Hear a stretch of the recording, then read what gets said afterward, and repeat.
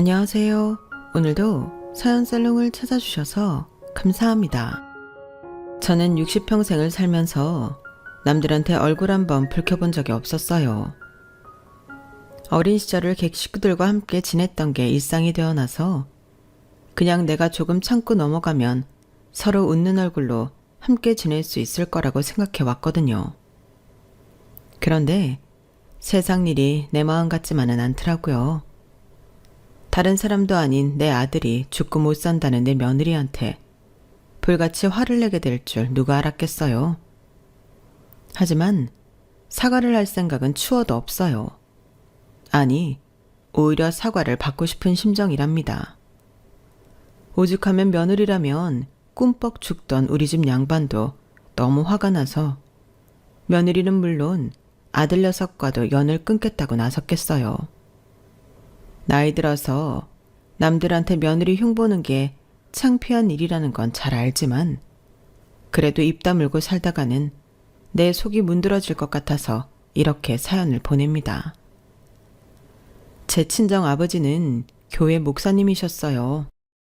큰 교회는 아니고 요즘으로 치면 개척교회 규모의 작은 교회 목사님이셔서 친정 어머니가 고생을 많이 하셨어요. 결혼 전까지 손에 물 한 방울 묻히지 않고 살아온 부잣집 딸이었던 친정어머니는 목사 남편 때문에 팔자에 없는 부엌대기 노릇을 하셨어요. 저희 아버지는 우리 식구 먹고 사는 걸로도 모자라 불쌍한 사람들만 보면 교회로 데려와서는 밥도 먹이고 잠도 재우고 하셨거든요. 사실 교회 살림이 그리 넉넉하지 않아서 우리 5 식구 먹고 사는 것도 빠듯했는데 말이죠. 하루가 멀다 하고 아버지가 군 식구까지 데려오니 살림을 살아야 하는 어머니 입장에선 걱정이 이만저만이 아니었어요. 시집 올 때 친정에서 가져온 장신구며 금부치는 이미 다 팔았은 지 오래고 이웃집 바느질감이며 잔치집 품팔이까지 해가며 돈 되는 일이라면 뭐든 하셨어요. 그 곱던 손은 마르고 갈라져서 수세미보다 더 거칠어졌지만 어머니는 한 번도 불평하시거나 인상을 찌푸리신 적이 없어요. 오히려 자식들한테 늘 이렇게 말씀하셨죠. 사람은 자고로 인사를 잘해야 해. 동네 어르신들 뵈면 깍듯하게 인사하고 무거운 짐 들고 계시면 얼른 들어드리고 다들 교회 살림에 얼마나 도움을 주시니 고마운 분들이니까 예의 바르게 행동해. 친구들하고도 싸우지 말고. 내가 조금만 참으면 되는데 그걸 안 하려고 하니까 싸움이 나는 거야. 알겠지? 제가 사람들한테 화를 잘 내지 못하는 성격이 된 것도 이런 어머니 밑에서 자라 그런지도 모르겠네요. 교회 신도가 늘고 살림이 전보다 나아진다 싶으면 아버지는 어김없이 군 식구들을 집에 들이셨어요.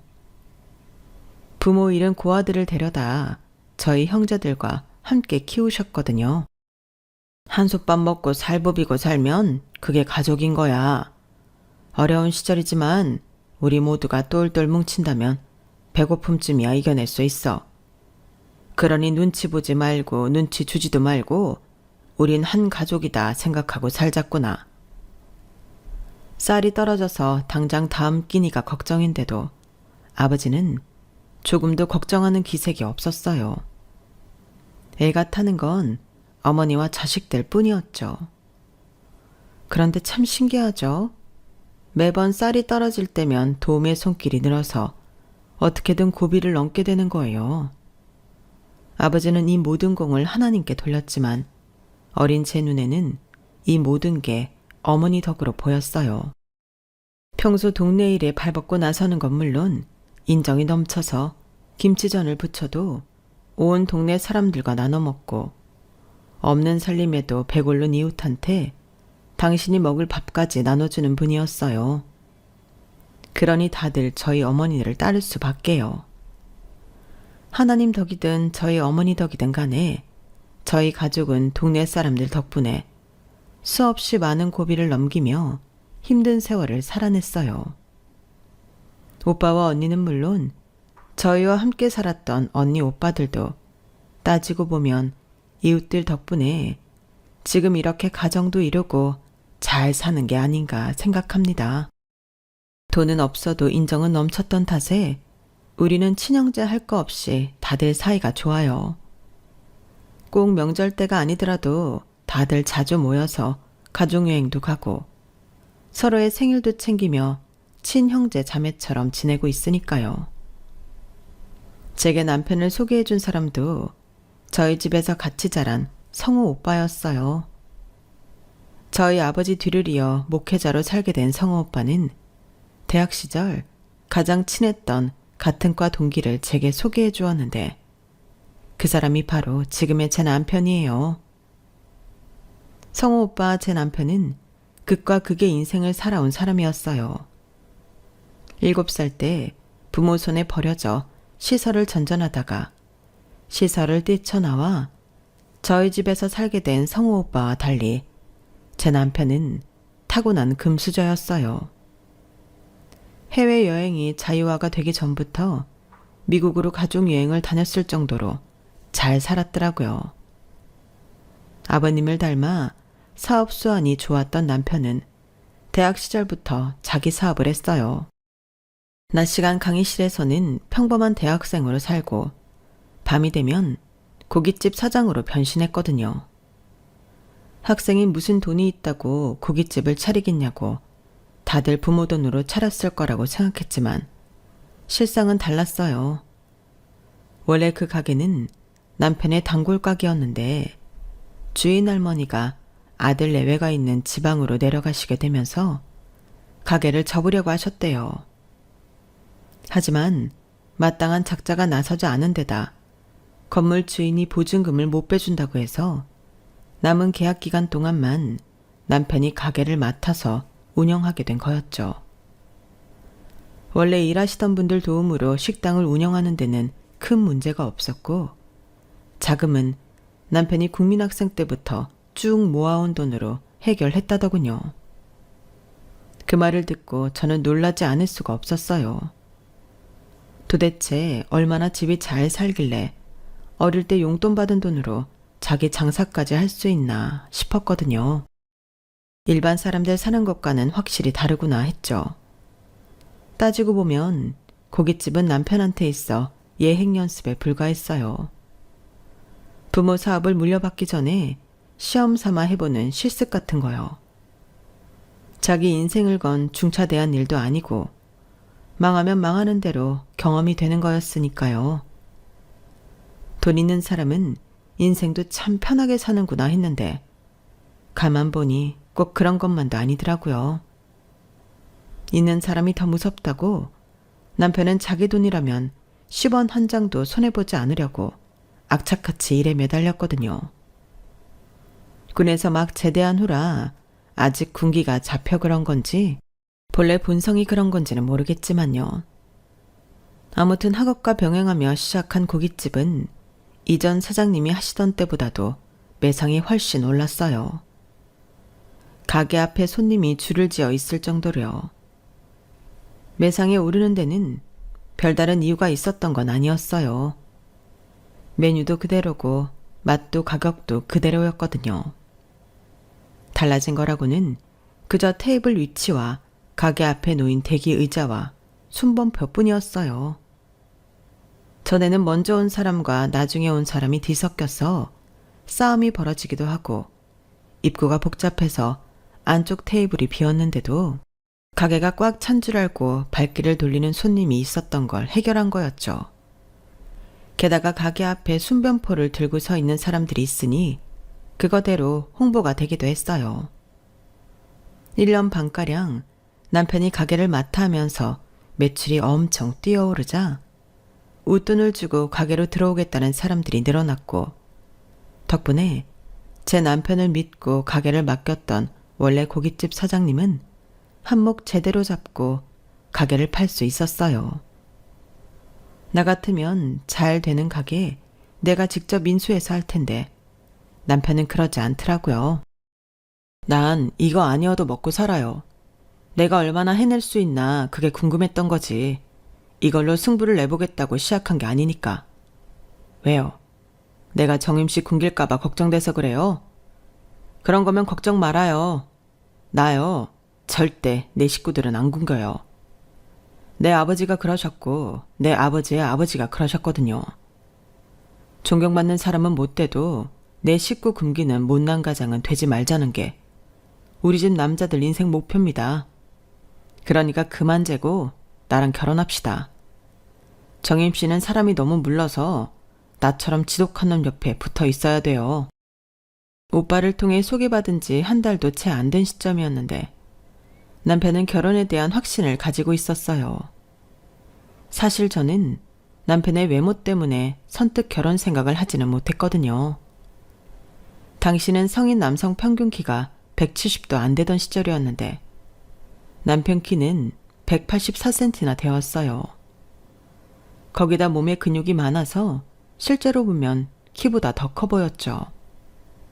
제 키가 156cm라서 우리 둘이 걸어가면 고목나무에 매미가 붙어가는 것처럼 보였어요. 외관상으로는 빈말로라도 잘 어울린다는 말은 할 수 없었어요. 게다가 남편은 자신을 지독한 놈이라고 했지만 제 눈에는 저보다 더 물러 보였어요. 제가 하는 말이라면 뭐든 들어주고 제 표정 하나에 희비가 오가고 특히나 그 덩치에도 애교를 엄청 부렸거든요.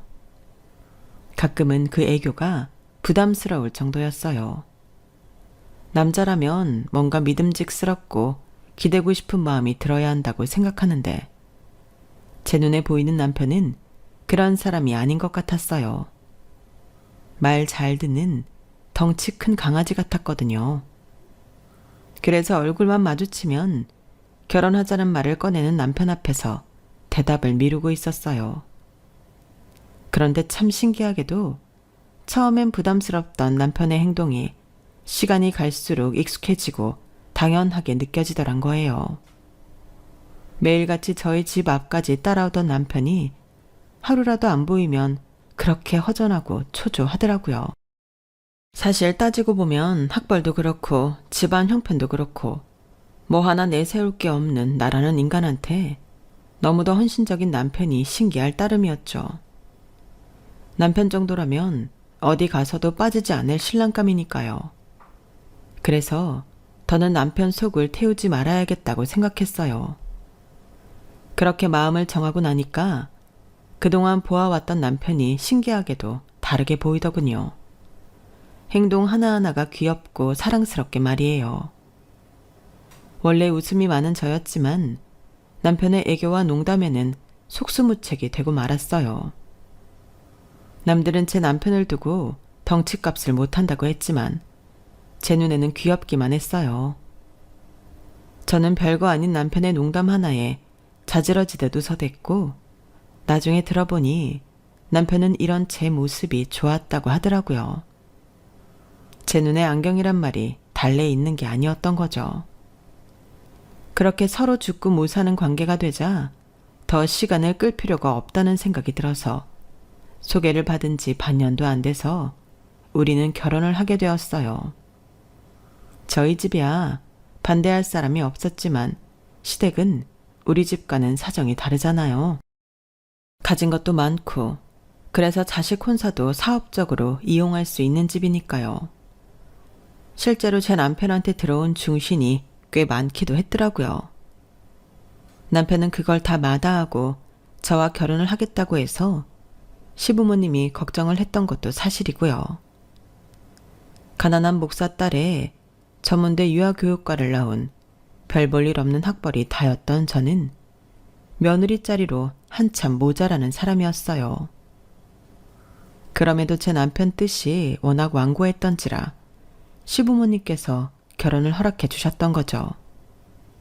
요즘이야 자식이 결혼하면 당연히 분가를 하는 걸로 알지만 저 때만 해도 시집살이를 하는 게 당연한 거였어요. 제가 마음에 드는 며느리도 아니고 오히려 탐탁치 않은 며느리였기에 함께 사는 게 더 불편하셨을 텐데도 싫은 소리 한 번 안 하셨어요. 뒤에서 제 흉을 보지도 않으셨고요. 그저 묵묵히 저를 지켜보셨던 거예요. 그러다 결혼하고 3년쯤 지나자 하루는 어머니께서 제게 그러시더라고요. 처음엔 왜 넣을까 의아했는데 살아보니 내 아들이 사람 보는 눈은 있다 싶더구나.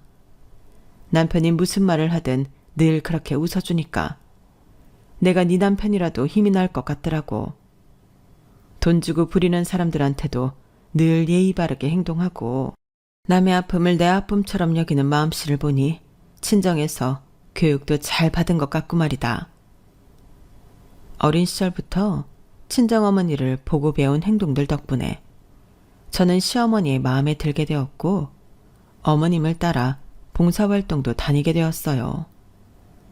저희 시어머니는 고아원이며 노숙자들을 위한 급식소며 자신의 도움을 필요로 하는 곳이라면 어디든 다니셨어요. 어머님 역시 자신의 시어머니를 따라다니며 시작한 일이라고 했어요. 삼성이나 LG 같은 대기업은 아니었지만 그래도 밥술 깨나 뜨고 살 수 있는 건 다 사람들의 도움 덕분이니 받은 만큼 베풀고 살아야 한다는 생각으로 대를 이어 봉사하며 사셨던 거예요. 그렇게 어머님을 따라다니며 봉사활동을 하던 저는 어머님이 돌아가신 이후부터 저 혼자 그 일을 하게 되었어요. 나중에 내 아들이 결혼하면 나도 시어머니께서 그랬던 것처럼 내 며느리한테 이 일을 물려줘야겠다고 생각했어요. 그런데 그런 제 생각이 화근이 될 줄 누가 알았겠어요. 결혼하고 이듬해 낳은 아들은 어릴 때부터 조부모 사랑을 독차지하고 자랐어요. 제 아들이 저희 친정에서도 첫 아이였던 터라 외가 사랑도 독차지하게 되었고요. 왜 그런 말이 있잖아요. 사랑을 받은 사람이 남한테 사랑도 베풀 줄 안다고요. 그런데 그것도 다 사람 나름이더라고요. 내 자식이기는 하지만 마음 씀씀이가 그리 넓지 않았거든요. 그게 늘 걱정이었어요. 혹시 외동이라서 더 자기밖에 모르는 건 아닌가 싶어 둘째를 가지려고 노력을 했지만 2번의 연이은 유산을 끝으로 더는 임신을 할 수 없게 되었지 뭐예요. 2번째 유산을 하고 병실에 누워있는데 남편이 그러더라고요. 품 안의 자식이라잖아. 다 크면 어차피 우리 품을 떠날 자식인데 하나로 부족한 거야? 나는 당신만 있으면 돼. 그렇게 당신이 아이를 원한다면 내가 당신 아들로 해줄게. 아유, 징그러운 소리. 누가 자식이 필요해 이러나요? 다만 우리 민수가 이기적으로 자랄까봐 곁에 형제가 있으면 해서 그런 거죠. 이젠 그마저도 할 수 없게 됐지만요. 사람도 참 그런 거라면 굳이 우리 자식일 필요가 있나. 외사촌도 있고 장인어른 교회에도 애들은 많잖아. 마음만 있다면 어디서건 같이 어울려 지내면 되지 않겠어? 듣고 보니 남편 말이 맞는 것 같더라고요. 저도 제 친형제 자매 외에 피가 섞이지 않은 형제들과 함께 자라면서 공동체 생활도 익히고 인생은 서로 돕고 살아야 한다는 걸 깨달았으니까요. 그래서 몸이 회복되자마자 아들을 데리고 친정아버지 교회에도 가고 전부터 해오던 봉사활동도 아들과 함께 열심히 다녔어요. 우리 아들이 그곳에서 아이들과 함께 뛰어놀며 조금이라도 깨닫는 게 있기를 바라는 마음에서였죠. 그래서 더 친정 식구들 모임에 적극적으로 나갔고 덕분에 아들 녀석은 외사촌들과 격이 없이 친해질 수 있었어요. 자식 하나 키우는 게 일이 마음 쓰이고 힘든데 우리 부모님은 그 많은 자식을 어떻게 키우신 건지 정말 존경스럽기까지 했어요. 그래서 하루는 친정에 찾아가 어머니께 비법을 물었더니 의외로 평범한 답을 내놓으시더라고요. 자식을 품 안에 가두고 안달한다고 잘 크는 게 아니야. 지가 살아갈 방법을 깨닫도록 어느 정도 방임을 해야지. 아이들은 생각보다 영악해서 좋은 것도 잘 알아채고 나쁜 것도 귀신같이 알아본단다. 그러니 아이 앞에서 부모가 행동거지를 바르게 해야 하는 거야. 그게 교육이니까. 꼭 형제가 많아야 보고 배우는 게 많다면 이 나라에 외동으로 나고 자란 사람들은 하나같이 문제게? 눈에 보이는 모든 게 배움이고 주변에서 벌어지는 모든 일이 교육이다 생각하렴. 부모는 그저 아이가 자라는 모습을 지켜보다가 아이가 잘못된 방향으로 가려고 하면 그때 길을 바로 잡아주면 되는 거야. 그거면 충분해. 친정어머니는 자식은 부모의 등을 보고 자란다는 말처럼 자식 앞에서 바르게 살아가는 부모의 모습을 보이라고 하셨어요. 그게 바로 교육이라고요. 제가 어머니를 보고 배운 것처럼 말이죠. 그 말을 들으니 어깨가 무거워지면서도 한편으로는 해답을 찾은 것처럼 속이 시원하더군요. 친정어머니 말씀대로 마음을 비우고 나니 되려 아이가 스스로 성장해 나가는 모습이 보여서 마음이 놓이기도 했어요. 따지고 보면 제 인생은 잠시 아들 교육 문제로 신경 쓴 것 외에는 별다른 고민이 없었던 것 같아요. 어떻게 보면 참 축복받은 인생인 셈이죠. 그래서 이후에 겪게 된 시련이 더 크게 느껴졌는지도 모르겠네요. 30이 한참 넘도록 결혼에는 관심도 없던 아들이 뜬금없이 결혼하고 싶은 사람이 생겼다며 집에 여자를 데리고 왔어요. 나이 차이가 10살이나 나긴 했지만 얼굴도 예쁘고 성격도 밝은 게 어디 하나 나무랄 데가 없는 사람이었어요. 부침성도 있어서 처음 인사를 온 날부터 제게 어머님 어머님 하며 다가오는데 그게 그렇게 예쁠 수가 없었어요. 제게 딸이 없어서 그런가 함께 쇼핑도 가고 전시회도 다니자는 말에 가슴이 설레기까지 했으니까요. 남들은 며느리와 사이가 안 좋아서 자식 내외와 연 끊고 사는 사람도 있다는데 나는 참 복받은 사람이구나 생각했어요. 예비 며느리는 결혼식도 올리기 전부터 제게 연락도 자주 하고 문자도 수시로 했어요. 주말엔 가끔 집에 들러 요즘 유행하는 디저트를 사오기도 했고요. 그 마음 씀씀이가 너무 예쁘고 고마워서 저 역시도 일부러 백화점에 들러 예비 며느리 선물을 사오곤 했어요. 사실 제가 그렇게 백화점을 자주 다니는 사람은 아닌데 몇 해 전에 며느리를 들인 지인이 했던 말이 떠올라 그랬던 거예요.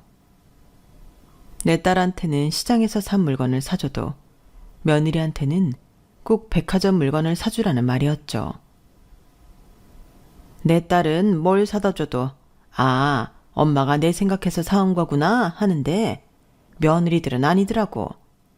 자기 딸은 비싼 거 사주면서 며느리한테는 이런 싸구려를 사주는구나 한다니까. 그러니 어쩌겠어?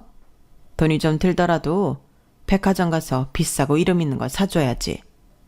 오 여사도 며느리 들어보면 내 말이 무슨 뜻인지 알게 될 거야. 이상하게 그 말이 잊혀지지 않아서 저 역시도 예비 며느리 줄 선물은 백화점에서 비싸고 좋은 걸로 고르게 됐어요. 선물을 받고는 좋아하는 걸 보니 다행이다 싶더라고요. 아들 녀석 결혼이 다가오자 본격적으로 집부터 준비해야 했어요. 저희는 결혼할 때 시댁에서 신혼을 시작했기 때문에 집 걱정은 없었지만 요즘 애들한테 시집살이 하라면 누가 그런다고 하겠어요. 그래서 남편한테 말해 집은 우리가 해주자고 했죠. 그런데 제가 세상 물정을 너무 몰라서 그런 건지 자식 결혼할 때 부모가 집을 해주는 것도 문제가 되더라고요. 집값이 한두 푼 하는 게 아니어서 증여를 해도 세금이 꽤 나오더라고요. 그래서 남편 회사 법무팀과 상의해서 적법한 세금을 내고 서울 시내에 있는 30평형 아파트를 아들한테 증여해 주기로 했어요. 아들 내외는 더 넓은 평수로 해주길 바라는 눈치였지만 남편은 이것도 넘치게 해주는 거라며 선을 그었어요. 사실 남편 말이 틀린 건 아니었죠. 요즘 아파트 가격이 비정상적으로 올라 있잖아요. 세상에 30평 아파트를 찾는데 10억 이하로는 찾아볼 수도 없더라고요. 있다 하더라도 외곽 지역이라서 교통이 너무 불편했고요. 남편이 해준 아들네 아파트만 해도 20억이 훌쩍 넘었어요. 20억이 네 집 개 이름도 아니고 몇십 년을 벌어도 손이 쥐기 힘든 돈이잖아요. 그런 집을 해줬는데 적게 해줬다고 할 수는 없죠. 그나마도 남편이 이 집을 해준 건 며느리 때문이었어요. 며느리가 결혼 전부터 어찌나 싹싹하게 굴었는지 제 남편이 며느리라면 꿈뻑 할 정도였거든요. 무뚝뚝한 아들만 보고 살다가 눈처럼 사르르 녹을 정도로 상냥한 며느리를 보니 그럴 만도 했죠. 저만 해도 아들 내외가 집에 온다고 하면 아들 녀석보다는 며느리가 더 기다려지는걸요. 며느리도 그걸 아는지 시부모 사랑을 놓치지 않으려고 부단히 노력하는 모습이 보였어요. 그래서 더 예쁘더라고요. 사랑은 뭐니 뭐니 해도 내리사랑이라고 제가 시어머니한테 받은 사랑 내 며느리한테 물려줘야겠다 생각했어요. 그래서 어머님께 배운 대로 실수는 눈 감아주고 잘한 일은 크게 칭찬해 주었어요. 남편 하나 믿고 낯선 집에 들어온 며느리가 우리 집에 빨리 적응할 수 있도록 돕는 게 같은 길을 먼저 걸어온 선배의 역할이 아닐까 생각했거든요. 시할머니 때부터 대를 이어온 봉사활동도 며느리한테 잘 전수해서 생활이 허락하는 날까지 이어갈 생각이었어요. 처음에는 며느리도 잘 따라주었어요. 저를 따라 정기적으로 하는 봉사활동을 하러 시설에 따라가기도 하고 제 친정 오빠가 하는 노숙자를 위한 무료 급식 봉사에도 참여하곤 했거든요. 정기 봉사활동은 뜻이 맞는 분들과 함께하는 거라서 2주에 한 번꼴로 순번에 따라 시설에 가서 청소랑 빨래 등을 하는 거고 무료 급식 봉사는 매주 주말에 열리지만 시간이 될 때만 참여하고 있어서 그때그때 스케줄에 따라 움직이고 있어요.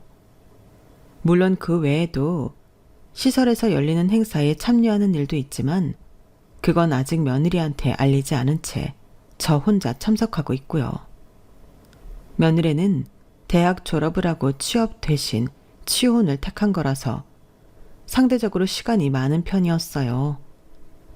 신혼 초에는 심심하다고 시어머니인 제게 놀아달라고 전화할 정도였어요. 그래서 제가 나가는 봉사활동에 불렀던 거고요. 봉사활동을 하러 가서도 평소 성격대로 싹싹하게 구는 며느리를 보면서 내가 며느리 복이 있구나 생각했어요. 주변에서도 어쩜 젊은 사람이 저렇게 속이 깊냐고 칭찬도 많이들 하셨고요. 그래서 내심 마음을 놓고 있었는데 하루는 지인한테 이런 연락이 온 거예요. 여사님, 이런 말씀드리기 뭐하지만 며느리 단속 좀 하셔야겠어요. 아무리 나이가 어리다고 해도 이건 좀 심한 게 아닌가 해서요. 저도 우리 딸아이가 보여줘서 알게 된 건데 여사님도 한번 보셔야 할 것 같아서 연락드렸어요. 10수년째 함께 봉사활동을 하고 있는 지인은 제 며느리가 인스타에 봉사활동 사진과 함께 철없는 글을 올린 걸 보고는 며느리 교육 좀 하라고 연락을 했더라고요. 그래서 지인이 보내준 링크를 클릭해봤더니 거기에 며느리가 올린 글과 사진이 있더라고요. 그런데 세상에 시설 아이들 사진이 모자이크 처리도 안 된 채 올려진 데다 그 밑에 달린 며느리 글이 가관이었어요. 재벌집 며느리 노릇이 쉬운 게 아님. 거지 같은 애들 씻기고 먹이는 걸 왜 내가 해야 됨? 노블리스 오블리지도 못 해먹겠음. 아, 구역질 나는 거지들 밥 주러 가는 날. 시부모 유산 땡겨받고 얼른 이 짓거리 그만두고 싶음. 이건 그나마 수위가 약한 글만 옮긴 거고요. 며느리가 남긴 글들은 하나같이 욕설에 인격 모독적인 글들이 줄을 이루더라고요. 그동안 제 앞에서 생글생글 웃으며 열심히 봉사활동을 하던 며느리의 모습은 어디에서도 찾을 수가 없었어요. 그저 돈 많은 시부모한테 잘 보여서 한 푼이라도 더 뜯어내야겠다는 돈 욕심밖에는 없었죠. 그걸 보니 순간 며느리가 무섭게 느껴졌어요. 저를 보고 웃고 있는 며느리가 속으로는 어떤 생각을 할지 두렵더군요. 그래서 일단은 며느리와 단둘이 대화를 해보기로 했어요. 남편과 아들까지 알게 되면 일이 커질 것 같았거든요. 그래서 아들이 출근하고 없을 시간에 며느리를 만나러 집에 찾아갔죠. 평소처럼 저를 반갑게 맞아주는 며느리를 보니 쉽게 말이 안 떨어지더라고요. 그래서 며느리가 내준 차를 다 마시도록 본론은 시작도 못했어요. 마침 며느리가 조금 있으면 운동하러 갈 시간이라고 하기에 서둘러 말을 꺼냈죠. 제 딴엔 정말 순화해서 말을 했어요. 아이들 인권도 있으니 사진은 내려달라. 그리고 함께 어우러져서 살아가는 인생인데 거지라느니 더럽다느니 하는 단어는 조금 심한 게 아니냐. 그랬더니 며느리가 뭐라는지 아세요? 어머님 되게 모순적이신 거 아세요? 솔직히 어머님이 봉사활동 나가시는 거요. 돈 자랑하러 나가는 거잖아요. 안 그래요? 시설에 있는 사람들이 어머니가 반가워서 웃어주는 거 아니에요. 어머니가 주고 가는 돈이 아쉬워서 그런 거지. 어머님도 그거 알잖아요. 그런데도 굳이 돈 주면 끝날 일을 직접 가서 일손 돕는다느니 하면서 얼굴 비추는 건 내가 돈 냈으니 생색 좀 내겠다 이 뜻 아닌가요? 있는 집 사모님들은 다들 그러고 사는 거 저도 다 아는데 설마 아니라고 발뺌하시는 거 아니죠? 어머님 눈에도 그 사람들이 구질구질하고 더럽잖아요. 저만 그렇게 생각하는 거 아닐 텐데 왜 저한테만 뭐라고 하세요? 솔직히 대놓고 말하는 제가 속에 숨기고 사는 어머님보다 나은 거 아닌가요? 예, 누가 그런 생각을 한다고 그러니? 나도 그렇고 그 모임에 나오는 사람들 누구 하나 너처럼 특권의식 가지고 오는 사람 없어. 너처럼 봉사활동한 거 사진까지 찍어서 자랑하는 사람도 없고 그 정도 일했다고 생색내는 사람도 없단 말이다. 도대체 어디서부터 너를 교육해야 할지 모르겠구나. 봉사활동이 자기만족이라는 거엔 반박 안 한다. 하지만 내가 조금 더 가지고 있다고 해서 내 도움을 받는 사람을 무시하는 건 절대 안 돼. 그런 생각을 하고 있다면 봉사활동 안 해도 된다. 결국 며느리는 그동안 저와 함께하던 봉사활동을 그만두기로 했어요. 설령 잘못을 뉘우치고 나가겠다고 해도 이미 회원들이 이번 일을 알고 있기 때문에 고운 시선으로 안 볼 것 같아서 그만두는 게 낫겠다는 결론을 내린 거였죠. 이번 일로 며느리한테 실망하긴 했지만 그래도 아직 나이가 어려서 철이 없어서 그런 거라고 믿으려 했어요. 그런데 제가 잘못 생각하고 있던 거더라고요. 하루는 아들 녀석이랑 통화를 하다가 엄마가 해주는 김치를 먹고 싶다는 말에 들떠서 김치통을 들고 아들네 집으로 향했어요. 물론 가기 전에 며느리한테 연락도 해주었죠. 그래서 양손 가득 김치통을 들고 힘겹게 초인종을 눌렀는데 며느리가 별 말도 없이 주차장 출입문을 열어주더라고요. 거기까지는 그러려니 했어요. 엘리베이터를 타고 현관문 앞까지 가서 벨을 눌렀는데 한참이 지나도 문을 안 열어주는 거예요. 양손 가득 무거운 김치통을 들고 있어서 그 몇 분이 그렇게나 길게 느껴지더라고요.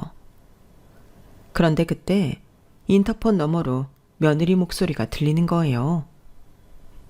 어머님, 가져오신 그거 김치죠? 저 더러워서 그런 거 못 먹으니까 그냥 가져가세요. 집에 냄새 배니까 문 못 열어드려요. 어머 얘, 그게 무슨 소리니? 더럽다니. 김치가 왜 더러워? 그리고 그깟 냄새 좀 밴다고? 시애미가 삼복더위에 양손 가득 김치까지 들고 왔는데 문전박대를 하는 거니? 이게 무슨 경우니? 그건 모르겠고요. 암튼 더러워서 싫으니까 가져오신 그대로 들고 돌아가세요.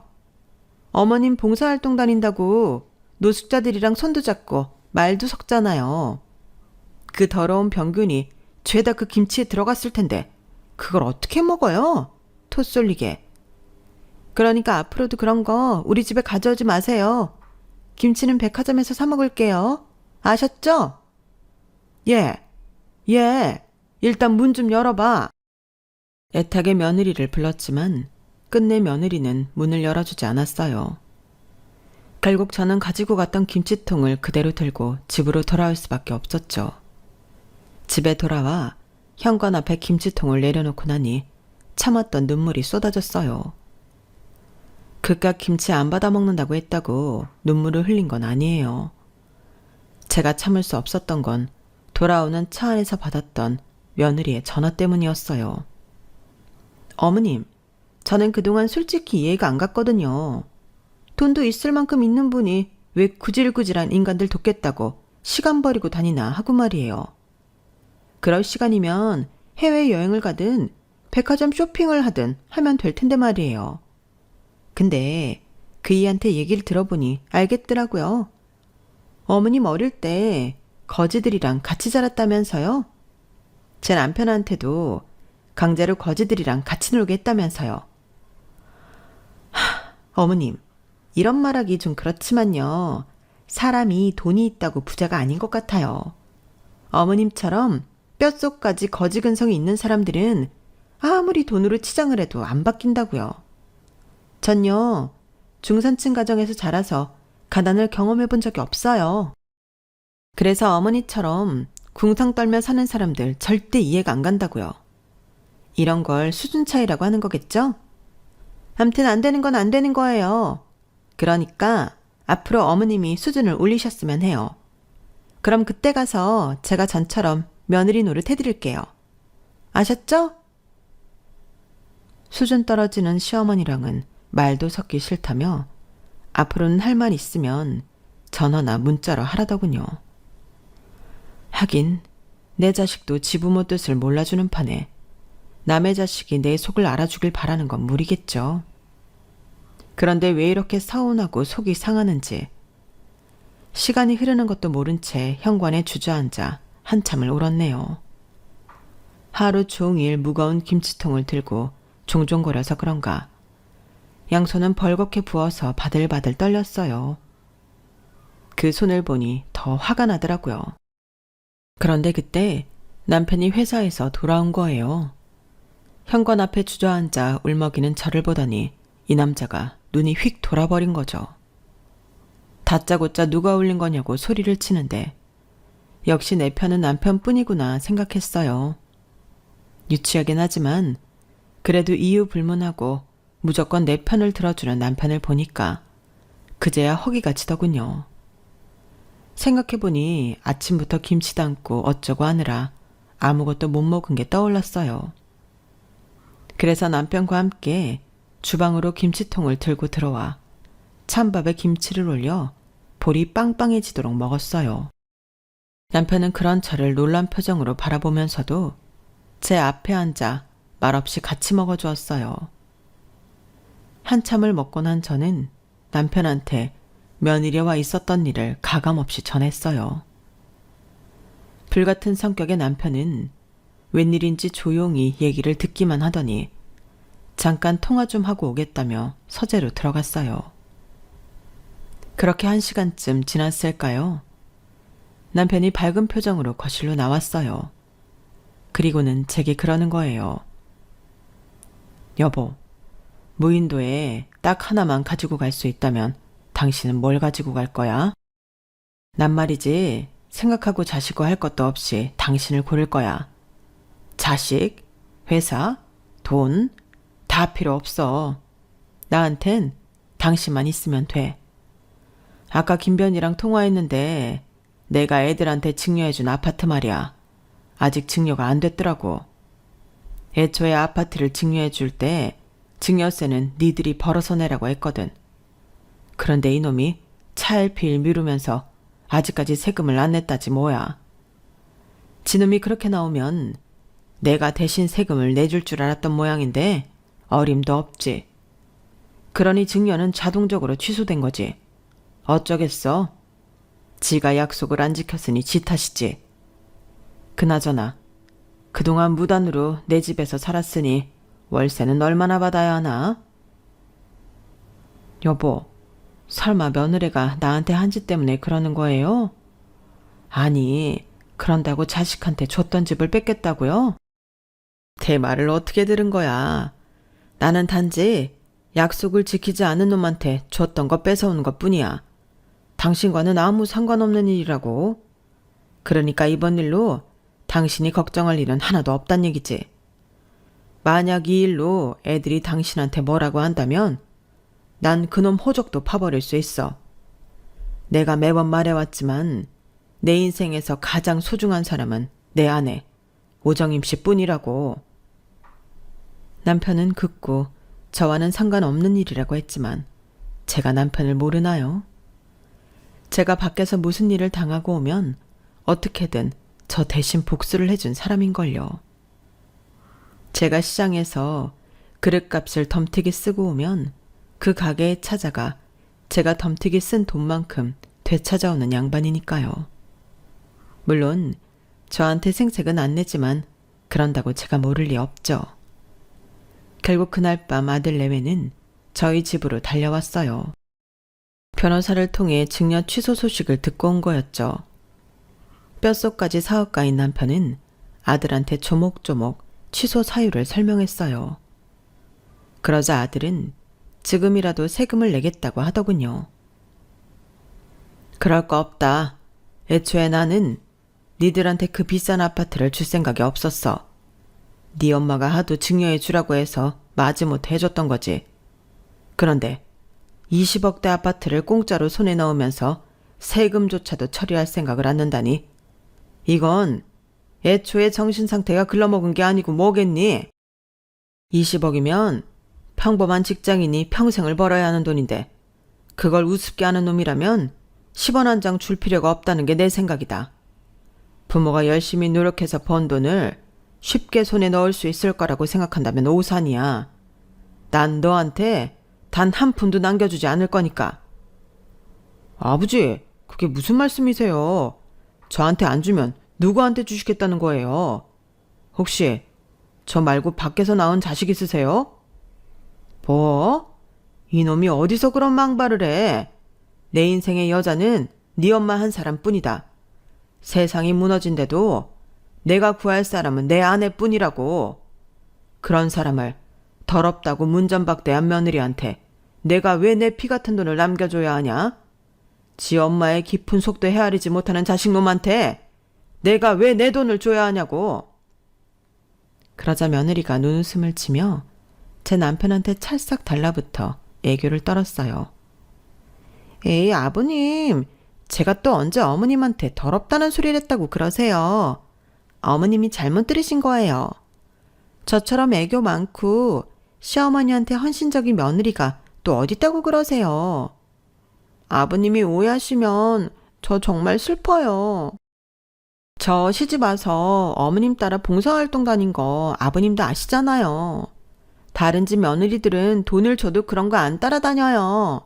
저니까 하는 거라고요. 노블리스 오블리제를 실천하려고요. 그런 제 마음도 몰라주시고 서운해요. 그러니까 아파트 증여 문제는 다시 한 번만 생각해 주세요. 네, 아버님. 시아버지 팔뚝에 얼굴까지 부벼대며 애교를 떠는 며느리를 보니 속에서 우라가 치밀었어요. 그런데 그런 제 마음을 알았는지 남편이 며느리를 밀쳐내며 팔에 묻은 화장품을 휴지로 닦으며 그러더군요. 며느리야, 네가 인스타인가 어딘가에 노블리스 오블레제도 못 해먹겠다고 글을 썼다며. 네가 왜 그런 걱정을 하는지 나는 그게 더 이해가 안 가는구나. 네 말대로 넌 중산층에서 나고 자랐는데 어디가 노블리스고 어디가 오블리제냐? 애초에 넌 그런 걱정을 할 자격이 안 되는 사람이야. 그런 건 네 시어머니처럼 어린 시절부터 타인에게 베푸는 삶을 살아온 고귀한 사람들이 할 걱정이라고. 감히 깜냥도 안 되는 주제에 어디서 건방을 떨어? 제발 주제 파악 좀 하고 살아라. 네 눈에는 이 세상에 있는 놈들에 의해 돌아가는 걸로 보이는 모양이다만 절대 아니다. 우리 회사 제품을 싸서 쓰는 사람은 돈 많은 사람들이 아니라 일반 사람들이야. 그런 사람들이 한 푼 두 푼 모아준 돈으로 우리 식구가 밥도 먹고 살고 니들 결혼식도 성대하게 치를 수 있었던 거라고. 그런데 그런 고마움을 타인한테 베풀지는 못할 망정 거진이 더러우니 그딴 소리를 해대면서 특권층 유세를 떨려들어? 그렇게 썩어빠진 정신머리라면 내 집안 사람으로 받아들일 생각은 없다. 더군다나 내 아내한테 함부로 구는 며느리라면 더더욱 필요 없어. 그러니 앞으로는 내 집에 발도 들이지 말아라. 알겠니? 그건 그렇고 니들이 내 아파트에서 더 살 생각이 있다면 전세든 월세든 합당한 계약서를 작성하고 정확히 세 내고 살도록 해. 기간은 이달 말까지 줄 테니까 보증금 마련이 안 되거든 당장 짐 빼서 나가거라. 나는 네 엄마처럼 마음 넓은 사람이 아니라서 손해되는 일은 절대 안 하는 사람이거든. 그렇게들 알고 돌아가거라. 피곤하구나. 여보, 김치통 드느라 부은 손 내가 얼음찜질 해줄 테니까 방에 들어가 있어요. 앞으론 되먹지 않은 것들한테 그런 거 싸다 나르지 말고 나한테만 해주라고. 알았어요? 남편은 아들 내외를 몰아내고 밤새 제 손에 얼음찜질을 해주었어요. 그리고 그달 말 아들 내외는 살 집을 구해 아파트를 나갔어요. 아들이라고 깎아주는 거 없이 시세대로 다 받겠다고 했더니 도저히 지들이 가진 돈으로는 아파트 보증금을 만들 수가 없었나 보더라고요. 그리고 이참에 남편은 유언장을 새로 작성했어요. 법적으로 자식한테 남겨줄 수 있는 최소 금액을 제외하고는 모두 사회에 환원하기로 했죠. 그렇다고 아무 곳에나 위탁할 생각은 없어요. 제 남편이 그리 허술한 사람도 아닐 뿐더러 저도 그건 반대거든요. 앞으로 남은 인생 동안 어디에 후원을 할지 천천히 찾아볼 생각입니다. 아들 자식도 내 집마당에 남편과 둘이 노년해야 할 소일거리로 이만한 게 없을 것 같거든요. 지금까지 제 사연을 들어주셔서 감사합니다. 인생을 살며 깨달아야 할 중요한 것들을 자식도 깨닫길 바라지만 안 되면 어쩔 수 없겠죠. 들어주신 모든 분들 앞으로의 삶에 복만 가득하기를 바랍니다. 건강하세요. 여러분, 사연 댓글에 응원과 현명한 조언 부탁드려요. 좋아요와 구독은 저에게 큰 힘이 됩니다. 오늘도 좋은 일 가득하세요.